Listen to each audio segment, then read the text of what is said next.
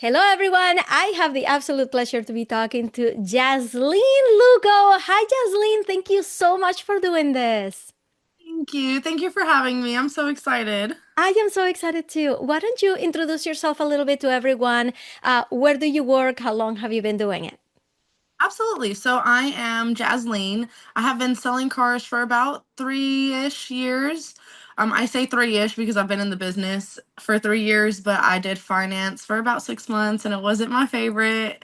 I did internet manager for about 2 or 3 months and it wasn't my favorite. So I went back to sales. So I do know quite a bit about the sales, just how the whole process in the dealership works. I've also worked in the service department sales, so switching people from service to sales, buying a car. And yeah, I've definitely done a lot in my short 3 years of selling cars. Can I ask you what you were doing before you got into car sales? Yeah, I was working in HR. I was a recruiter for the icy company, Slushies. Like Uh-huh. you go to the gas station, get the slushies.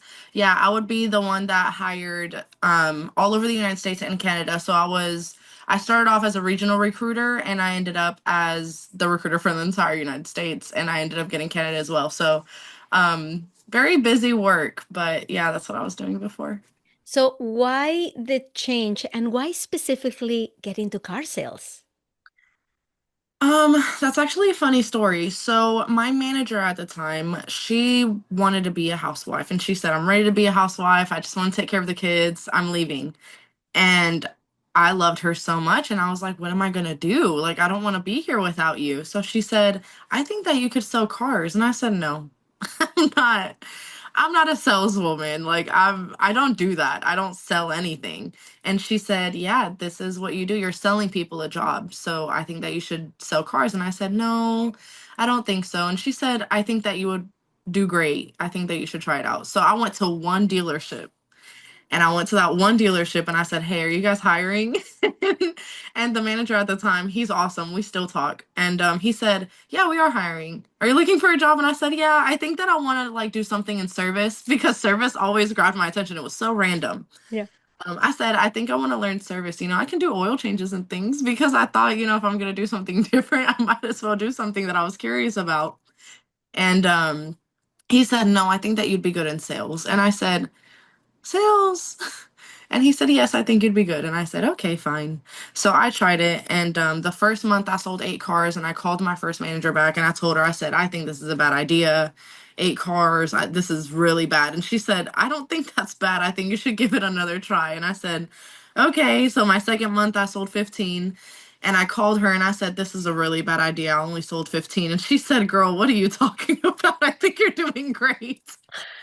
And That is then amazing. yeah, and then my third month I sold 20 and I was like, "You know what? I think I'm pretty good at this." So I stayed selling cars. Do you remember when you first started? What was Mhm. the hardest part about the job that you feel like you had to overcome? Luckily, I at that time I had the most amazing team, the most amazing managers, and I've had managers here and there that were great. But me starting off at that specific moment, I think that they really played a big part on me because they didn't give up and every time I stumbled and struggled, they would always come and find a way to help me. I really just think that the hardest part was just being so busy I couldn't be home with my kids. But everything else, they gave me all the tools that I needed, and I also found the tools that I needed. Like I would go on YouTube, and instead of coming home and watching Netflix, I would watch YouTube and find other salesmen, practice and do their thing because I wanted to be good at it. And outside of just being good at selling cars, it comes with compensation. It's one of the very few jobs that I have found that you can make a really good living with not having a college degree or anything. And I have a college degree, but it's different and it's fun. I really do think that the hardest part for me was just the hours. Mhm. But the better that I get, and the more focus that I get, luckily sales is also a good place that, like they can give you the availability that you need. Like I have to leave the office 3 hours a day to pick my kids up from school. And that's also, something unique that I like about it. So although the hours are hard, it kind of balances out a little bit. Yeah. Do you Yeah. remember having mentors when you started, people who helped you and showed you the ropes? Yes, there was this one mentor. We still talk like crazy. I don't make a decision without talking to him first. I call him every time and I say, "Hey, this dealership is asking me to come. Should I go or not?" And he says yes or he says no, and I'm like, "Okay, I understand." But yeah, this specific mentor taught me. I was selling 20 cars a month, and here and there between 15 to 20 consistently. And then he came in, and I did not like him. I did not like him. He came in and I said, "Who is this old man trying to be mean to me and being mean to these customers? And he's tough and I don't like him."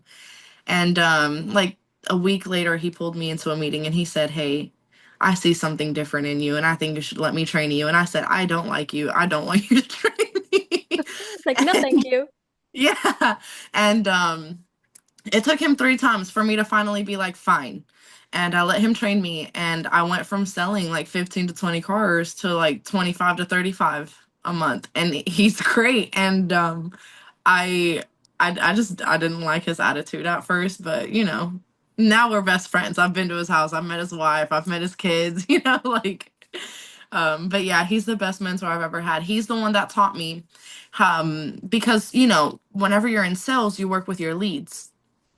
And he's actually the one that taught me, hey, there's more than just leads. Here's service. And I was like, whoa, they're not here to buy a car. And he said, I know, that's somebody has to convince them, right? And I said, I'm not someone that convinces.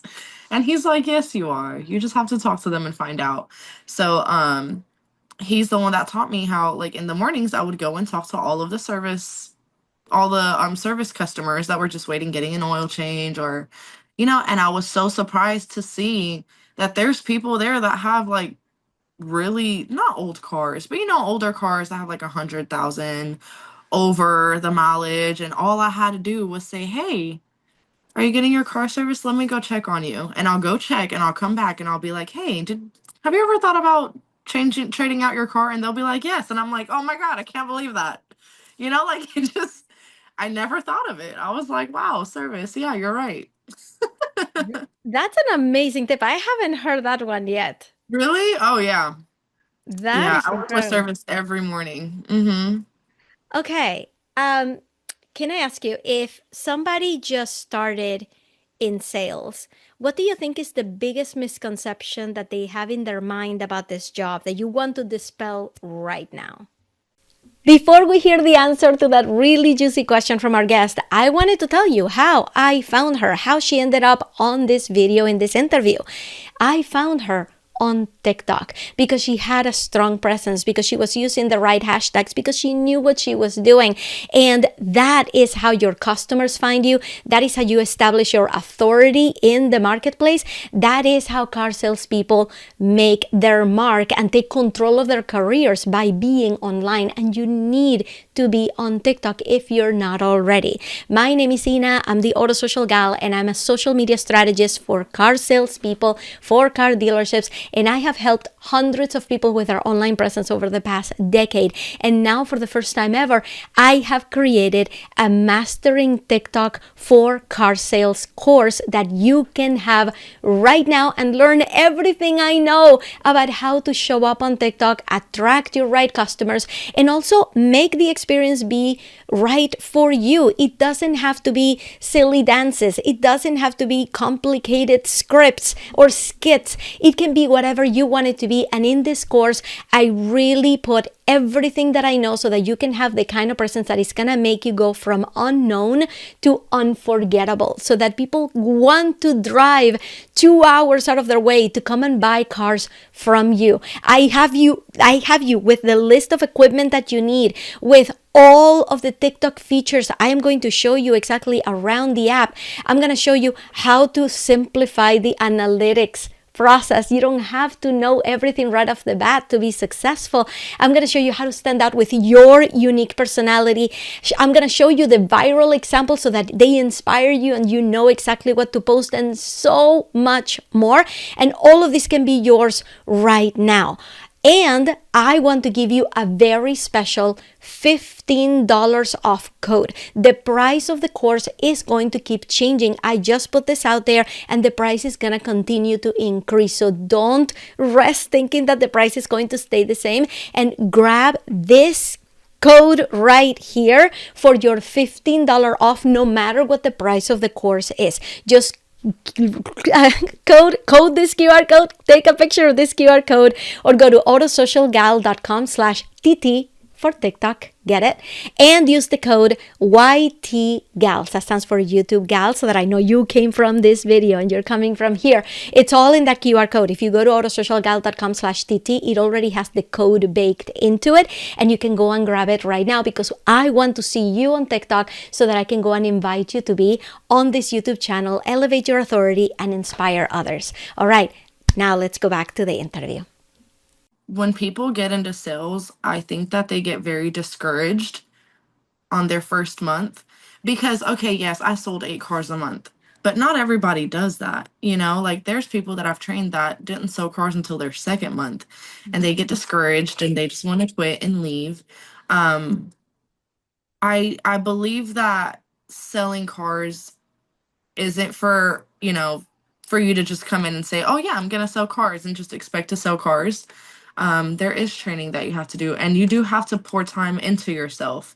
And if you don't pour time into yourself and you don't take time to learn how to talk to people, learn how to negotiate, and just try to convince someone and get the time to understand people. I think that's the biggest thing that I see. Like people don't pour into themselves, and like yes, there could be mentors, but like for example, right now in this exact dealership that I'm in right now, there are no mentors. So I have to pick up and be the mentor for other people.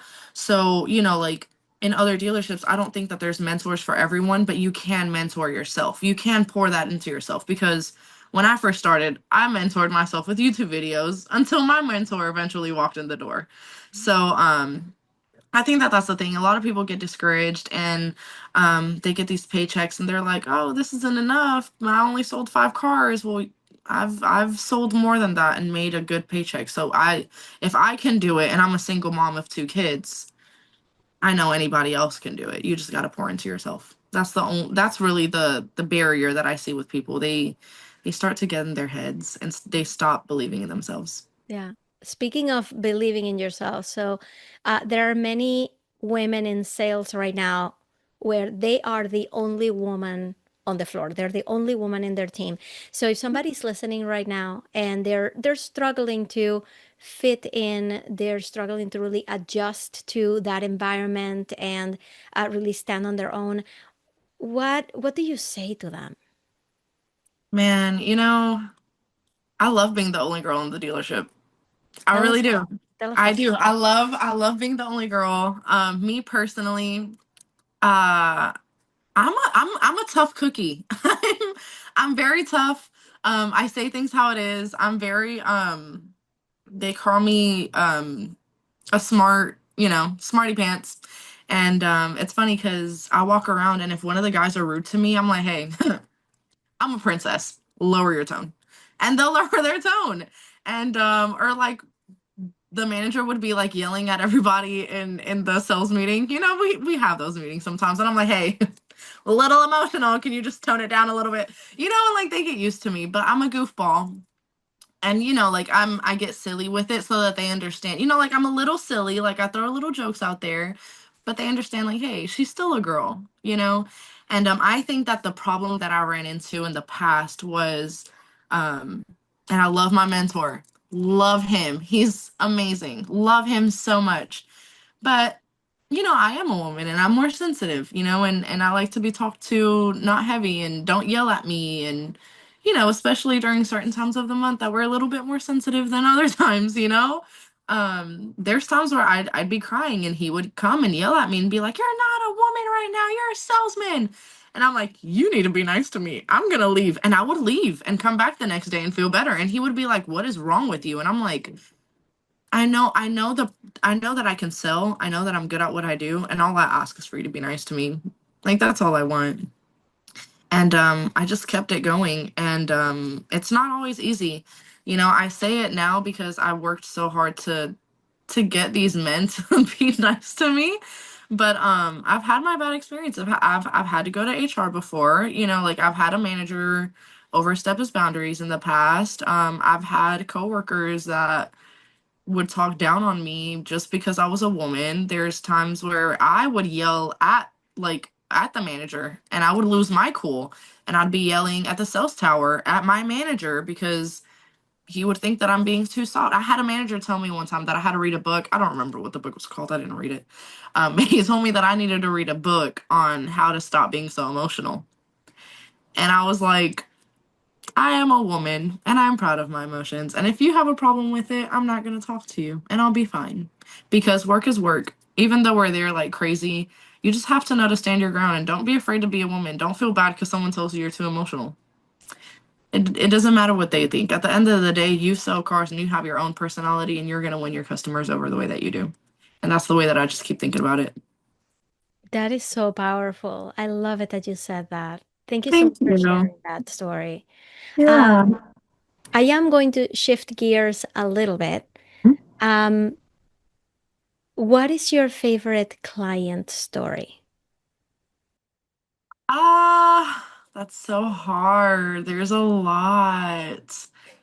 There's so many. There's so many stories. I've had clients that, because currently, so I worked at this dealership and I left to try other dealerships and I came back. So this dealership specifically, I have so many memories in. I work with subprime clients. It's just the area that I'm in.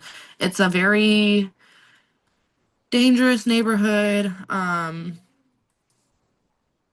We literally have like a homeless tent shelter, like not a real shelter, like a homeless city behind our dealership to where I'm not allowed to walk at night by myself. You know, like that's the area that I'm in. And I've had people that came in specifically mostly service customers, but a lot of other customers too. But I've had there was this one specific lady. If I could really remember her name, I could remember her name. But she walked into the service lounge and she was waiting and I was nervous to talk to her. I actually remember this whole story. My manager said, "Okay, you have to talk to her. She's next." And I said, "I don't want to talk to her." And he's like, "Why?" And I was like, "She just looks like she'll yell at me." And he was like, "You need to go talk to her. I think that you need to talk to her for a reason." And I was like, I really don't want to. So I talked to everybody around her and not her. And my manager was like, "You talk to everybody and you haven't sold a car today. So like I think that you need to go talk to her." And I said, "Okay, fine." So I grabbed her and I said, "Hey, let me go check on your car." And she was like, "Yeah, please go check on it. I've been sitting here for a long time. I don't have an update." And I was like, "Okay." So I go up to the service guy and he says, "Yeah, she has a blown engine and we don't think it's gonna get covered under warranty." And I said, "Oh." And he was like, "You can deliver the bad news." And I was like, "Oh, okay." So I sat down next to her and I said, "Hey, do you mind talking at my desk? I have something to tell you about your car." And she said, "Okay." So she came and sat down and she just like flopped down and she looked like she was about to cry and she was like, I just think it's gonna be bad news." And she looked like she was about to cry and I just looked at her and I was like, "Oh my gosh, what am I gonna do?" And I was like, "Well, I do have a problem, but I might have a solution if you let me try to help you find a solution." And she said, "Well, what is it?" And I said, "Well, your car has a blown engine and we don't think it's going to get covered under warranty. So, you know, that's a really bad thing, but let me try to get you into a new one." She was like, "Well, you know, I haven't paid it off. The negative equity is going to hurt me. I already know how this goes." And I said, "Let me just try to see what I can do for you, okay?" So I went back and I have no idea how in the world it happened. I don't know. She must have a whole bunch of angels surrounding her because I don't know how it happened. But I got to trade out of her car and get her into a brand new car with the same payment, which is unheard of with negative equity. and a blown engine. It's unheard of. So she literally got on her knees and started praying and thanking God, like literally on her knees, crying in the middle of the dealership. And I will never forget this lady. And it was like, I don't know. I was just like, oh my gosh, I literally helped this lady. And she hugged me and cried and cried and cried. And I have this other lady. She's really cool. I have this one customer, me and her are friends till this day, actually. She came into the dealership and she's not from Russia. I don't want to like specifically say who she is just in case she ever sees my video so she doesn't think I'm like single-handedly like, you know, talking about her. She's great though. She's from somewhere close to Russia. She has a strong Russian accent, right? So naturally she comes off as rude. She's not. She's actually such a sweetheart. But at first she came off really rude. She wasn't my customer at first. I was in finance. Um One of the sales guys comes up to the manager and he's like, "This lady's really rude." I went up to her and she said, "Get away from me. You look like you would eat hot Cheetos off my front seat. Get away from me." And he said, "I don't know why I look like I would eat hot Cheetos in her front seat, but that's what she said." And the manager said, "Don't talk to her. I'll get someone else." He got another salesperson. She said something rude to her. She walked in and said, she's really mean. I don't want to talk to her. And we sent one more salesperson out and she said something rude to him too. And he walked in and he was like, "I don't want to help this lady." And my manager looked at me and he said, "You got to sell this woman." And I said, "Me? Why?" And he was like, "You got to sell this lady." And I said, "I don't want to talk to anybody that's mean. You know my rule. I like nice people. I don't want to do this." So he said, go out and talk to her. And I said, okay. It was really cold. It was like winter. So I walk out in my jacket and I have my hands behind my back and I'm just like, "Hello." And she's like, "Hi." And I'm like, "Let me know if you have any questions in the car about the car." I didn't say anything else. I just watched her look at the car. I was like, "Nope, everybody got something mean. I'm not getting anything mean." So my manager said, "Do whatever it takes to sell this car." So I was doing whatever it takes. She was looking at the car and she asked me a few questions and I answered the questions. And she said, "I have to go pick up my son at school." And I said, "Okay, let's go pick up your son in school." And she said, "In the new car?" I said, "Yes." I was sweating. I texted my manager and I said, "You told me whatever. I'm going to pick up her son, and I don't even know where this school is, but you told me to stay with her, so I'm staying with her." So we went like 30 minutes away because her son's school was 30 minutes away, 30 minutes back. And at first, I was really scared because, everyone came back saying, "This lady's really, really mean. She's really rude." So we were in the car and she was just asking about the car. I was going over features and things like that. And then she said, "Tell me about yourself." And I said, "What? What do you mean?" And she was like, "Tell me about yourself. Why are you with me? Why are you not giving up on me? I'm very difficult." And I said, "It's okay. I don't think you mean to be difficult." And we had a conversation and I said a few things and she said a few things and I think we connected on the single mom part. And it took us like 3 weeks to finish the deal, but she said specifically, she said, "You had so much patience with me. I'm gonna buy a car from you." So it took us 3 weeks, but till this day, we have Mexican every other Sunday. Yeah. Seriously. Yeah, we That's have Mexican amazing. every other Sunday. She's so sweet. She's a pilot. She's really cool. She has her own salon. Like she has so many things going for her. And she's like maybe 10 years older than me. So yeah, we just have dinner every other Sunday. We have Mexican and we just hang out. And who would have thought that a really mean lady would not be so mean? That is amazing. And that's really a testament to the way that you are, Mhm. and how you allowed yourself to be open with her, but it also seems like you were giving her space, like Yes. the opportunity for her to come to you rather Hmm. than what everybody else was doing, which was going at her and like she barks back. Yeah. You're like, "I'm just gonna Yeah. sit back, show you what is possible." And she I responded, think and that is so that's sweet. Thanks. I think that's what I learned selling cars. Selling cars is psychology. And I love psychology. So what I learned, you kind of have to read people before you go in. You kind of got to watch them, see how they talk, see, some people are a little bit more open and they'll just open right up, and some people a little bit more closed off. Um to me, the more closed off are the men. Women with women aren't usually closed off, not usually. But there's always a way to get somebody to open up a little bit. Um, I don't even see my job title as selling cars. I just see my job title as like finding solutions for people, because people don't need a car. Just they do want cars most of the time, but a lot of times, in my dealership at least, in my dealership, people don't come in just because they want a car. My location is people need a car, and they're like get me done customers. Like if you could get me done, I would buy this car right now. A lot of our customers are, and a lot of those people are closed off because of a lot of things that they've been through. So it's helped a lot with just learning and seeing sales as more like a psychology of, hey, I'm here to show you that not every salesperson is going to take advantage of you. Not every salesperson is out to get you. There's the good ones out here, and that's really what I try to focus on. That is beautiful, Jocelyn. Yeah. That is beautiful. I have just a couple more questions for you. Yeah. You've been doing amazing on social media. Thanks. That's how I found you. Um, Thanks. Yeah. Yeah. That was really, yeah. I and was like, oh, that's so cool.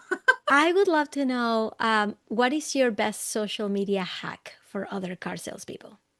Um, my page is more personal, mixed with business. I'm trying to figure out um I don't know. I'm trying to figure out what I plan on doing. Um, my social media is very, if you look at my page, it's all over the place. You're never gonna know if you're gonna see happy jazz, sad jazz, crying jazz, energetic jazz. It's all over the place, but we're all over the place. You know what I mean? Like nobody has great days every day. Like I think that my page is just very real. It's very understanding. It's very, I can relate to her. There's a lot of like flirty videos and sad videos and videos of me just I like to dance and I like to be silly and sometimes I just want to talk because I work in sales and I don't have a lot of friends and I don't have anyone to talk to so I just want to rant and I do and I think that my social media is just very you can see myself in my page. You can see how much fun I have at work because the ones that I do upload about work they're very fun. I think that mine's is just very, yeah, I think that's the way that I could describe it. It's very personal. It's very all over the place because I think that everybody is all over the place and everybody can relate. I love that. Okay, Yeah. final question.